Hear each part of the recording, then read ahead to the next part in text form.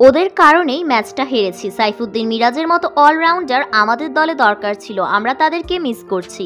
ওপেনিংয়ে লিটনের ব্যর্থতা ও যুক্তরাষ্ট্রের বিপক্ষে ম্যাচ হারের কারণ হিসেবে উপস্থাপকের প্রশ্নের জবাবে একই বললেন শান্ত।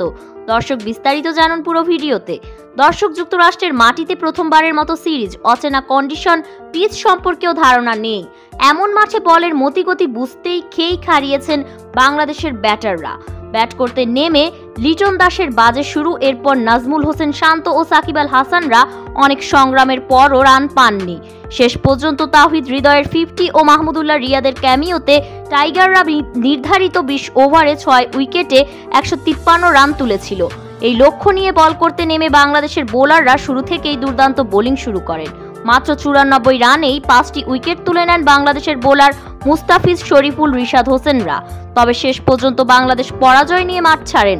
এদিকে ম্যাচ হারের পর উপস্থাপকের প্রশ্নের জবাবে শান্ত বলেন, আমরা নতুন কন্ডিশনে এসেছি, তাই একটু মানিয়ে নিতে কষ্ট হচ্ছে।